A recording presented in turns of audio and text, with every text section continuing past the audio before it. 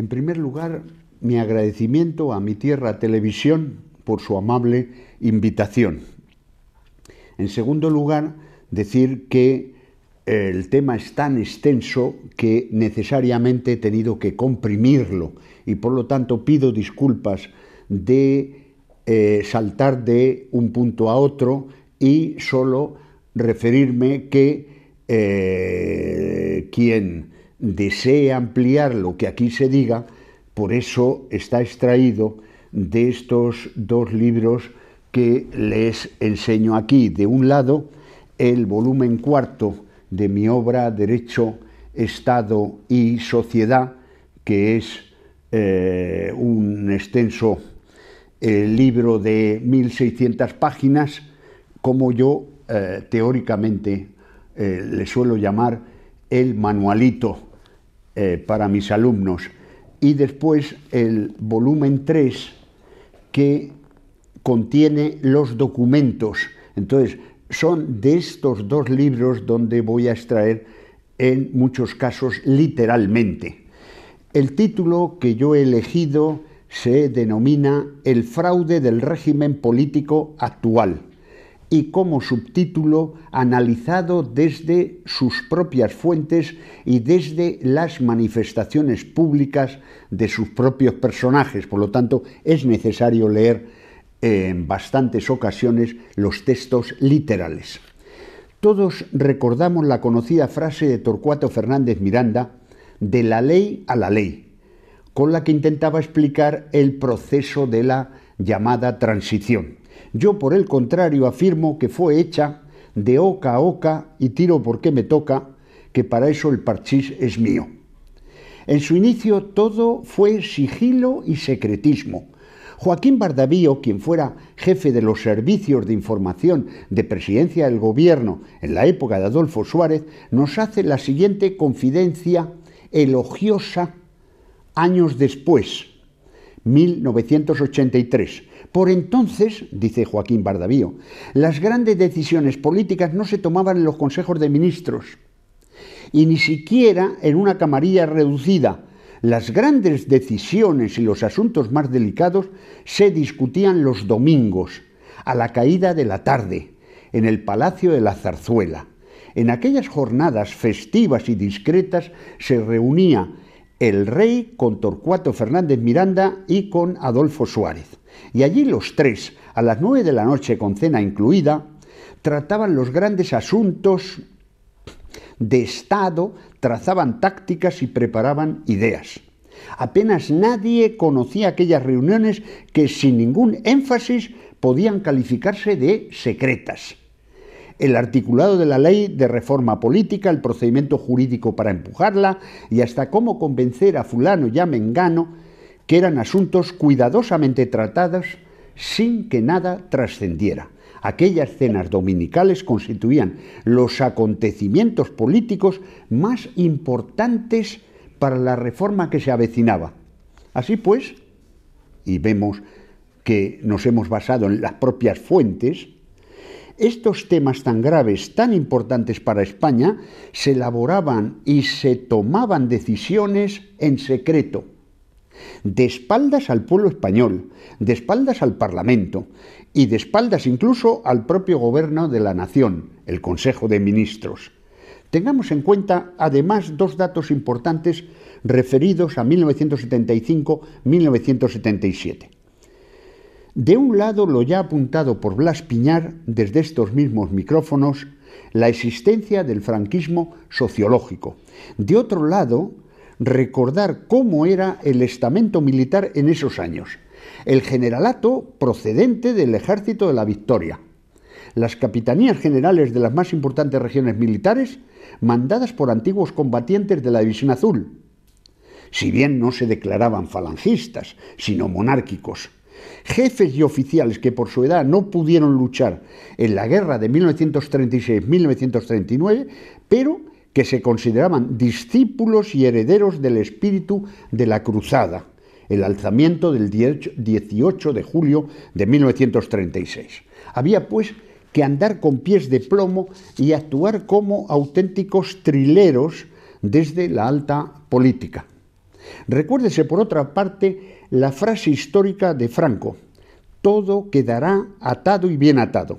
En efecto, Laureano López Rodó, ministro de Franco, elaboró una verdadera obra maestra desde el punto de vista del derecho administrativo, la Ley Orgánica del Estado del 10 de enero de 1967, magnífica para un Estado de Derecho, pero no contaba con la actuación subterránea de un equipo de trileros. Veamos el atado y bien atado en el artículo 37 de dicha ley constitucional. Las Fuerzas Armadas de la Nación, constituida por los ejércitos de tierra, mar y aire, y las fuerzas de orden público, garantizan la unidad e independencia de la patria, la integridad de su territorio y la defensa del orden constitucional. Un craso error. Los militares de entonces mal podían defender el orden institucional porque no sabían en qué consistía. En las academias militares jamás se estudiaron ni se leyeron las leyes fundamentales del régimen. Ignoraban olímpicamente el contenido del Fuero del Trabajo, de la ley de principios fundamentales del movimiento, etcétera, etcétera. Para ellos eso era política, en su sentido peyorativo, a pesar de que llevaban la firma del propio Franco. Para hacernos mejor idea, les contaré una anécdota con un alto mando militar, diplomado de Estado Mayor, amigo mío, de muchos años. Era 1979. Se había promulgado ya y publicado en el Boletín Oficial del Estado el Estatuto de Guernica. Le pregunté si lo había leído. No, ni me lo he leído ni me lo pienso leer. Eso es política, me contestó de forma tajante y en tono despectivo. Y según el texto leído de la Ley Orgánica del Estado firmado por Franco, y entonces todavía en vigor, 1979, las Fuerzas Armadas debían garantizar la unidad de la patria. Para los militares de 1975, lo importante era Franco. De ahí que, teniendo en cuenta lo antedicho de un radical desprecio por la política, incluyendo las leyes fundamentales, el testamento de Franco, escrito de su puño y letra, pasado a máquina por su hija, leído por televisión por el presidente del gobierno, Arias Navarro, a la muerte de Franco, va a tener en ellos una trascendencia psicológica de primer orden. Veamos una parte de su texto dirigido a todos los españoles en general, pero a las Fuerzas Armadas en particular. Decía así un párrafo del testamento: por el amor que siento por nuestra patria, os pido que perseveréis en la unidad y en la paz y que rodeéis al futuro rey de España, don Juan Carlos de Borbón, del mismo afecto y lealtad que a mí me habéis brindado y le prestéis en todo momento el mismo apoyo y colaboración que de vosotros he tenido.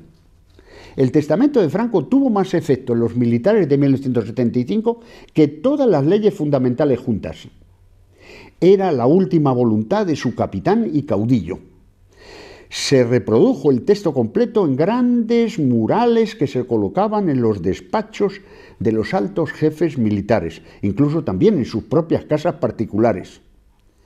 Era su homenaje póstumo a Franco.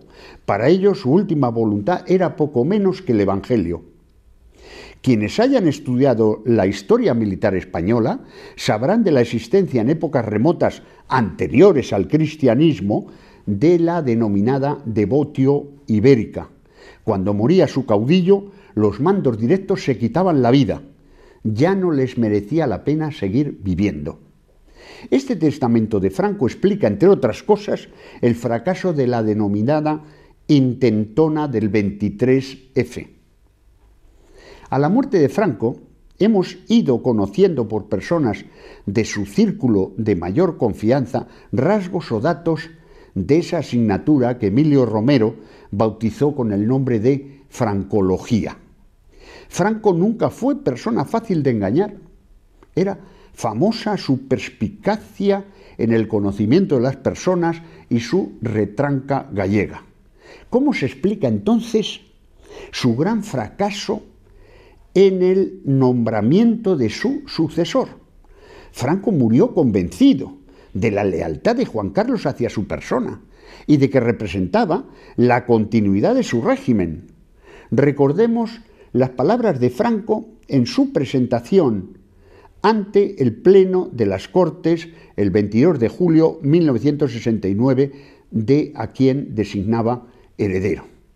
Así pues, decía Franco, valorando con toda objetividad las condiciones que concurren en la persona del príncipe don Juan Carlos de Borbón y Borbón, que ha dado claras muestras de lealtad a los principios e instituciones del régimen, etcétera, etcétera. Es muy largo, por eso me remito al texto completo en el volumen 3.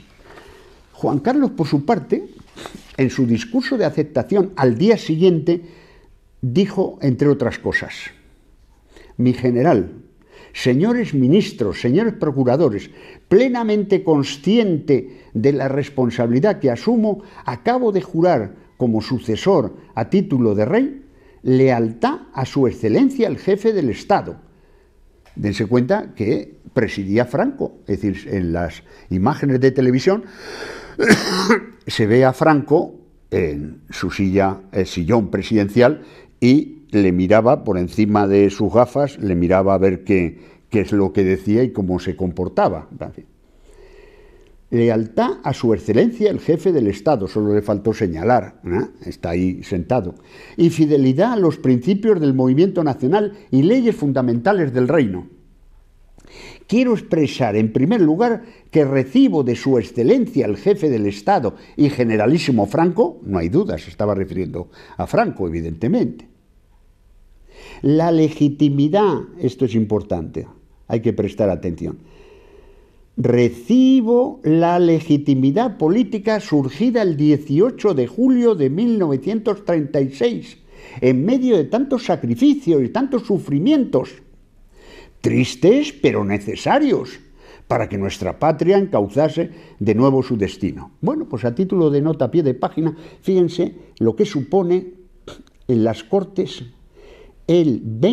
precisamente el 20 de noviembre del año 2002, con mayoría absoluta del Partido Popular, con José María Aznar a la cabeza, condenando el alzamiento del 18 de julio. Se dice pronto.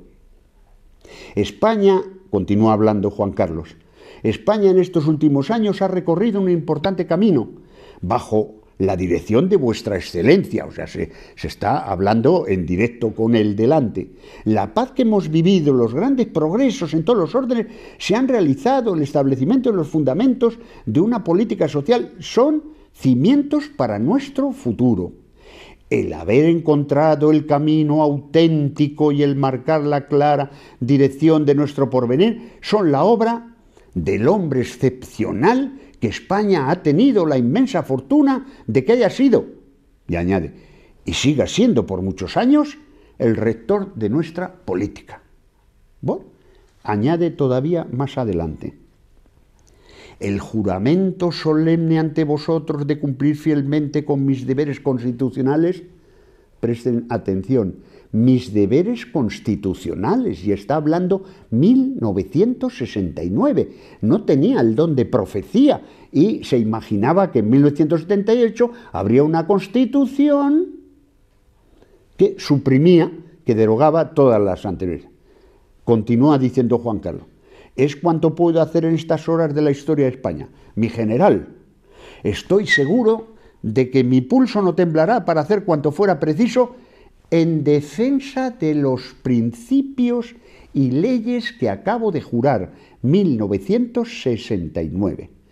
Desde el punto de vista afectivo, esto es desde el punto de vista legal, legislativo, como quiera denominarse. Desde el punto de vista afectivo, después de muerto Franco, nos enteramos por confidencias de personas de su entorno que en ocasiones a Franco se le saltaban las lágrimas de emoción contenida ante las muestras de afecto de Juan Carlos. En cuanto a doña Sofía, también por confidencias nos enteramos años después de una frase muy descriptiva de la esposa de Franco, doña Carmen. Esta Sofía se ha metido a Paco en el bolsillo. Como quiera que, según ya hemos dicho, a Franco con su retranca gallega no era nada fácil engañarle, en mis clases de la facultad yo he sugerido que Hollywood debía conceder a Juan Carlos y a doña Sofía sendos Oscar a la interpretación. Saltándonos ahora, te digo que tengo que ir a trompicones, saltándonos ahora por falta de tiempo el fraude de ley que se comete con el nombramiento del nuevo presidente de las Cortes, Torcuato Fernández Miranda, diciembre de 1975, con respecto al nombramiento de Adolfo Suárez como presidente del gobierno, tenemos una frase que ha hecho historia y que delata años más tarde el claro fraude de ley que se cometió. Cuando se termina la borrascosa reunión del Consejo del Reino el 2 de julio de 1976 a puerta cerrada porque las deliberaciones son secretas, Torcuato Fernández Miranda, que la presidía, al salir para llevar al rey la preceptiva terna, según las leyes fundamentales del régimen de Franco, todavía vigentes, claro, los numerosos periodistas que le aguardaban impacientes empezaron a asediarle a preguntas para sonsacarle los nombres de los tres seleccionados. Se excusó recordándoles que las deliberaciones eran secretas, pero no pudo o no quiso resistir la vanidad de verse rodeado de focos, flashes, y en lugar de salir rápidamente hacia el coche, se hizo un poco el remolón para prolongar esos minutos de gloria. Y en ese forcejeo del quiero y no puedo, finalmente se le escapó la frase histórica a la que me refiero. Solo puedo decirles que llevo al rey lo que el rey me ha pedido. Sin quererlo, está denunciando un claro fraude de ley. Legalmente el rey no puede pedir al presidente del Consejo del Reino que en la terna figurase el nombre de Adolfo Suárez a toda costa. Tan importante fue la frase que varios años después de la muerte de Torcuato Fernández Miranda, una hija suya publica un libro con este título: Llevo al rey lo que el rey me ha pedido, y que había sido anteriormente su tesis doctoral, queriendo denunciar así el defenestramiento que había sufrido su padre por parte de Juan Carlos con la colaboración directa de Adolfo Suárez. Volviendo al papel que desempeñó Adolfo Suárez en este proceso de desmantelar en fraude de ley el régimen político anterior, repasemos su solemne mensaje televisivo del 10 de septiembre de 1976, anunciando el proyecto de ley para la reforma política que va a servir de palanqueta para descerrajar la puerta, o si se quiere, el puente levadizo por donde entrarán las huestes enemigas al régimen, entonces todavía vigente, derrotadas en marzo de 1939 y que no lograron asaltar la fortaleza después de 40 años de asedio. Habla Adolfo Suárez. Como ya dije en otra ocasión, hay que elevar a categoría de normal lo que a nivel de calle es simplemente normal. Bueno, una nota a pie de página. En realidad, antes había dicho algo más grave, pero le corrigieron. Dijo en su primera ocasión Adolfo Suárez, hay que elevar a categoría de ley lo que ya es normal a nivel de calle. Afortunadamente, así lo ha recogido en tono elogioso muy recientemente, en principios de este mes de noviembre, Pedro J. Ramírez, en su discurso de autohomenaje, dijéramos, este discurso de cena autohomenaje a la que asistió don Juan Carlos y doña Sofía. Esto es una barbaridad jurídica. Es sustituir el derecho, el jus, de justitia por la sociología política. Es destruir los logros del derecho romano, reformado y mejorado a lo largo de siglos por la moral cristiana. Es retroceder en 4000 años y reivindicar a Sodoma y Gomorra como modelos de sociedades democráticas, porque efectivamente allí se elevaron a nivel de ley las costumbres que eran normales a nivel de calle. Y Cerolo sin enterarse. Sigue diciendo, para tranquilizarnos, Adolfo Suárez, que la reforma solo afecta a una parte de las leyes fundamentales y arranca de la legalidad vigente. Sigue hablando Adolfo. No puede existir, ni existirá un vacío constitucional. Vuelvo a repetir. No puede existir ni existirá un vacío constitucional. Está hablando en 1976. Tampoco puede referirse a la Constitución actual de 1978. Vuelve a pasar lo mismo que a Juan Carlos. No tenía el don de profecía. Y sigue hablando Adolfo Suárez. No puede producirse ese vacío porque España es un Estado de derecho. Nota a pie de página. Está reconociendo que España ya era, antes de la Constitución de 1978, un Estado de derecho. Antes de desmantelar el régimen jurídico político de Franco. En ningún momento de su discurso habla de sustituir una dictadura por un régimen democrático. Eso en jamás de los jamases se le ocurriría. Queriéndolo o sin querer, luego hace un homenaje a la España de Franco en lo relativo a la economía, frente a las teorías de que con la transición España salió de la autarquía, de la miseria, etcétera, etcétera, etcétera. Prestemos atención a las palabras de Adolfo Suárez en septiembre de 1976. Al gobierno que él presidía, le hubiera gustado conducir la transición política en una situación económica como la que disfrutábamos hace varios años en plena expansión nacional e internacional. Otro personaje destacado, Landelino Lavilla, ministro de Justicia del gobierno de Suárez y por lo tanto notario mayor del reino. Literalmente, la ley básica para la reforma política no pretende ser ni es una derogación del ordenamiento constitucional vigente. Como dicen los programas deportivos, repetición de la jugada. No pretende ser ni es una derogación del ordenamiento constitucional vigente. Lo dice en 1976. Continúa hablando, sino una nueva pieza que se inserta en el conjunto de las 7 leyes fundamentales anteriores. Fernando Suárez, no confundir con Adolfo Suárez, es miembro de la ponencia en las Cortes, elegido por el propio Torcuato Fernández Miranda. Es un joven talento que se había hecho toda su carrera política desde el SEU o desde el bando azul, incluso ex vicepresidente del gobierno con Arias Navarro, y afirmaba, para tranquilizar al personal, de los principios del movimiento, uno solo de ellos sufre modificación como consecuencia de esta ley. Por supuesto no dijo cuál, y si era muy largo, pues hubiera citado el número de ese artículo. Nada. Recuerden, Adolfo Suárez también igual, solo una parte, bueno, pero no dijo cuál, solo afecta a una parte de las leyes fundamentales. Respuesta de la ponencia de las Cortes a Blas Piñar, que había presentado una enmienda a la totalidad. Presten atención, que son palabras claves. El señor Piñar López da por supuesto que la actual Constitución española, repetición de la jugada, que la actual Constitución española 1976, es la respuesta que dan a Blas Piñar, es de las llamadas pétreas, que excluyen la posibilidad misma de toda modificación. Están confirmado que durante el régimen de Franco España tenía una Constitución.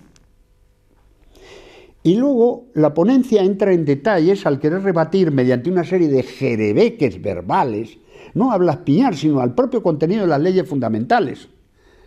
Veamos el artículo 1/1 de la Ley de Principios Fundamentales del Movimiento, que dice textualmente: los principios contenidos en la presente promulgación, síntesis de los que inspiran las leyes fundamentales, son, por su propia naturaleza, permanentes e inalterables. Bajo el mando a distancia de Torcuato Fernández Miranda, se le hace decir a la ponencia que estos principios son una síntesis de las leyes fundamentales y que, por lo tanto, si las leyes fundamentales son modificables, también lo ha de ser su síntesis. Fíjense la pata de banco que incluyen aquí. No hace falta ser jurista para desenmascarar a estos trileros. Basta solo con saber gramática. El texto de la ley no dice que estos principios sean síntesis del resto de las leyes fundamentales, porque entonces, si hubieran quedado vacías de contenido, hubieran sido innecesarias todas las demás leyes, sino literalmente que estos principios son síntesis de los que inspiran las leyes fundamentales. Ya en el cole nos enseñaron que pronombre es el que sustituye al nombre y evita su repetición. Por eso digo, solo con saber gramática, no hace falta ser jurista. Por eso utiliza el los que, para evitar la repetición del sustantivo principios. Podía haber dicho igualmente, los principios contenidos en la presente promulgación, síntesis de los principios que inspiran las leyes fundamentales, pero además estos trileros se saltan a la garrocha no solo el artículo los, el pronombre que, sino también el verbo inspiran, y lo dejan en síntesis de las leyes fundamentales. Ya digo, nada, premio. Otro fraude añadido a esta ley palanqueta o puente levadizo es que, contrariamente a la tradición jurídico-legislativa española, la ley para la reforma política no lleva preámbulo o exposición de motivos. En una ley que, por ser fundamental, constitucional, va a ser sometida a referéndum al pueblo español, se ocultan los motivos de tal ley, el por qué y para qué iba a servir, la necesidad imperiosa a la muerte de Franco de tal ley. Mayor fraude todavía. Tampoco lleva cláusula derogatoria. No se quiso asustar a los votantes diciendo claramente cuáles eran las leyes o artículos de esas leyes que quedaban derogados. Por poner un ejemplo, el título 2 de esta Ley de Principios Fundamentales del Movimiento decía: la nación española considera como timbre de honor el acatamiento a la ley de Dios según la doctrina de la Santa Iglesia Católica, Apostólica y Romana, única, verdadera y fe inseparable de la conciencia nacional, que inspirará su legislación. Claro, imposible, inaceptable, impensable para unas Cortes que poco después se iban a sentar la Pasionaria, Santiago Carrillo, Rafael Alberti, etcétera, etcétera, mediante conversaciones secretas del presidente del gobierno que ya se habían puesto en marcha. La propaganda oficial, con el monopolio de la televisión, etcétera, hizo una propaganda masiva de esta ley sufragada con dinero público. Ministros, exministros, etcétera, etcétera, se volcaron en la dirección expuesta ya por Adolfo Suárez en la Ladilla, afirmando que era la continuidad del régimen de Franco, que nada iba a cambiar, solo ligeros retoques para mejorar en lo posible la situación jurídica actual, dado que la figura de Franco era insustituible y había que cubrir el hueco histórico que había dejado a su muerte, etcétera, etcétera. Mientras tanto, mis jóvenes camaradas falangistas, que hacían propaganda del no en la calle, eran detenidos por la policía. Por poner un ejemplo para que se hagan mejor idea, el caso de mi madre, que en paz descanse. Mi buena madre no es que fuese franquista, no, más bien era súper archi ultra franquista. No hubo forma de convencerla de que la propaganda oficial era un fraude, a pesar de que para una madre su hijo era el mejor del mundo y parte del extranjero, merecedor no solo de un premio Nobel, sino de 2 o 3 por lo menos. Mi madre votó sí, totalmente convencida. Y recuerdo sus argumentos. No, a mí déjame, a mí no me convences. Tú siempre has sido un falangista revolucionario, incluso criticando al caudillo. Yo voy a votar por la continuidad del régimen de Franco, que es lo que nos piden. El 15 de junio 1977 se celebran las denominadas elecciones libres y democráticas. Yo lo pongo entre comillas, claro. Sigue el monopolio de la televisión estatal. Como años más tarde nos hemos enterado, se ha pactado secretamente con ETA para que no cometa ningún atentado en estos días. Luego tendría naturalmente su premio, nos enteraríamos por el Boletín Oficial del Estado, otra nueva ley de amnistía donde ya efectivamente se concede, incluye esta tal amnistía a los delitos de sangre. Pero además añadiendo, si no tardo mucho en encontrarlo, se lo leeré y si no lo dejamos pendiente, porque quería que fuese literal, incluyendo a aquellos que han cometido sus crímenes invocando la autonomía de los países, en fin, disculpen, por eso me tengo que volver a remitir, porque en esto he tenido yo la poca precaución. Lo he anotado, pero no he tenido la precaución. Si me pongo a buscar ahora entre las fotocopias y los libros, no seré capaz de leérselo detenidamente. En una palabra, es un traje a la medida hecho para ETA. Este es la contraprestación al que ETA no cometió ningún atentado en los días de las elecciones libres y democráticas. Bien, pues otro nuevo fraude de ley. Los nuevos diputados ocupan sus escaños sin prestar juramento alguno. Esto no ocurre en ningún país civilizado, salvo cuando es un golpe revolucionario que ha derribado el régimen anterior. Así ocurrió con la República de 1931, que derrocaron a Alfonso XIII. Pues entonces, naturalmente, ocuparon sus escaños en directo, por ser un golpe revolucionario, y nada de jurar las leyes de Alfonso XIII, ni la Constitución vigente con Alfonso XIII. Resulta, pues, que las solemnes declaraciones del presidente del gobierno en septiembre del 76 que hemos leído, España ha dejado de ser un Estado de Derecho. También es una falsedad su afirmación de que no habría un vacío legal. Son igualmente falsas las declaraciones del ministro de Justicia, notario mayor del reino, que antes hemos leído, de que no pretendían una derogación del sistema constitucional vigente, etcétera, etcétera. Previo al acto solemne de inauguración de las nuevas Cortes, el nuevo presidente Hernández Gil, que había sustituido al defenestrado Fernández Miranda, ha mandado retirar el crucifijo de la mesa presidencial. Ya es un buen síntoma, claro. E igualmente el tapiz, con el escudo nacional todavía en vigor, por supuesto, sustituyéndole por un tapiz del siglo XVI para que no se notase la ausencia tan descarada. A partir de esas fechas se desencadena una inusitada propaganda orquestada desde el gobierno sobre la base de que España carece de constitución. Y una democracia sin constitución es como un jardín sin flores.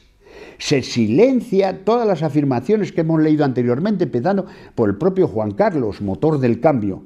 Recuérdese la réplica a Blas Piñar que antes hemos citado. El señor Piñar López da por supuesto que la actual Constitución española es de las llamadas pétreas.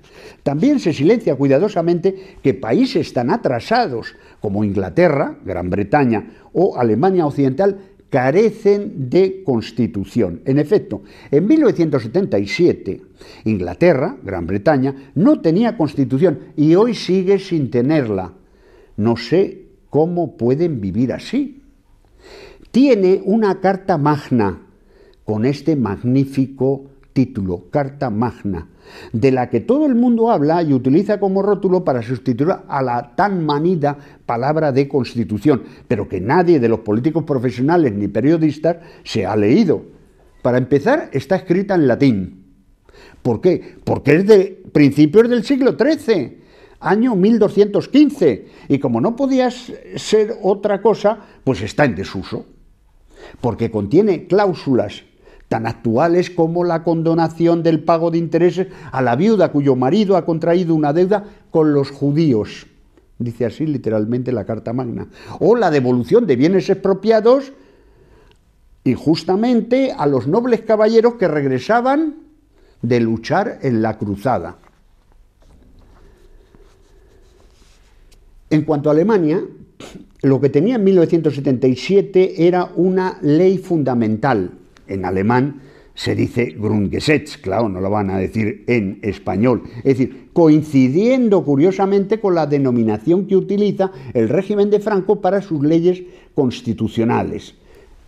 Figura el texto tanto en alemán, el original, como la traducción que yo he hecho de ese texto de la ley fundamental.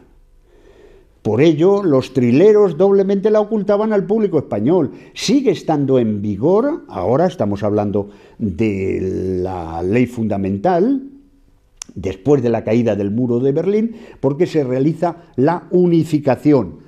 Nota a pie de página, la unificación, no la reunificación, que hay mucho despistado por ahí.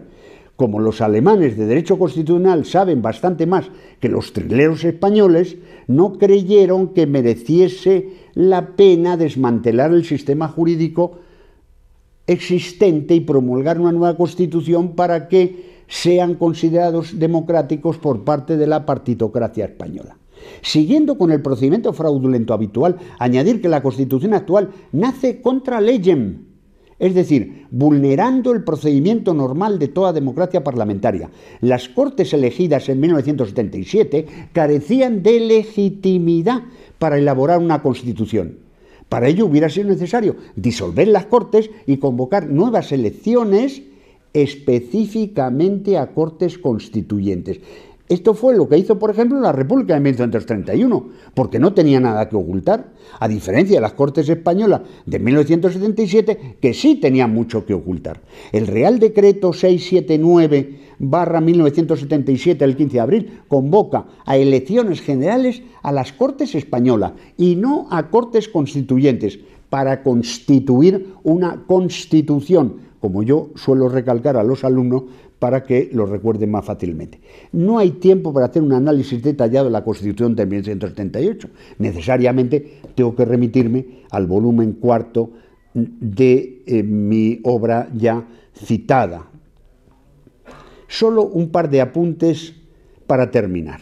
Con la Constitución de 1978 culmina la voladura controlada del régimen de Franco. Aquí sí figuran las disposiciones derogatorias que nos ocultaron en la ley Palanqueta o puente levadizo de la reforma política. Una por una se citan con todo detalle las leyes fundamentales del régimen de Franco que quedan derogadas, todas, completamente, sin salvarse ningún artículo por bueno que fuera. ¿Por qué? Porque llevaban la firma de Francisco Franco, e incluyendo la citada ley trampa de vida efímera firmada por el propio Juan Carlos, ya que una vez cumplido el fin fraudulento que se perseguía ya no sirve para nada, queda derogada y olvidada. Y por último, añadir, perdonen el apresuramiento por falta de tiempo, un dato algo chusco que acompañó esta fraudulenta legalidad. La Constitución es sancionada por Juan Carlos en el Pleno de las Cortes el 27 de diciembre de 1978, pero no se publica en el Boletín Oficial del Estado al día siguiente, como es preceptivo para que entre en vigor, sino que se deja pasar un día en blanco y se publica el 29 de diciembre. La razón, pues muy sencilla. Un astuto periodista avisó que si se publicaba la Constitución al día siguiente era la festividad de los Santos Inocentes, el 28 de diciembre, y los españoles no iban a tomar muy en serio y lo iban a considerar como una inocentada. Sin más comentar. Pues como nota a pie de página y para hablar o para recordar que el rey Juan Carlos debe tanto a Franco hasta su nombre. Oigamos, leamos lo que dice su padre, que en paz descanse, don Juan, a Pedro Sáenz Rodríguez, que era fue ministro de Franco y luego le acompañó en el autoexilio en el Estoril. Y lo publica en un libro en 1981. Pregunta Pedro Sáenz Rodríguez, ¿y cuándo empezaron a llamarle Juan Carlos? Contestación de don Juan. Eso fue Franco quien lo inventó. En casa nunca le hemos llamado Juan Carlos. Franco lo dispuso así para no confundirle conmigo. Pero, replica, preparado claro, Sáenz Rodríguez, pero en el bautismo lleva el nombre de Juan Carlos. Sí, y yo también, porque es norma en la Casa de Borbón, porque mi padrino fue el rey Carlos de Rumanía y el de mi hijo fue padrino el infante don Carlos, mi suegro. Fíjense que la denominación normal, como era claro, pues un niño a los 10 años, etcétera, que es cuando Franco le designa, no era por sus virtudes, porque con 10 años pocas virtudes tenía, todo el mundo le llamaba Juanito. Y entonces los muy respetuosos monárquicos, cuando fue creciendo, le llamaban don Juanito. Claro, a eso no estaba dispuesto Franco y entonces ordenó que se le denominase Juan Carlos. Bien, pues disculpen el apresuramiento y los minutos que me haya podido sobrepasar. Agradezco nuevamente la amable invitación de Mi Tierra Televisión y nada más.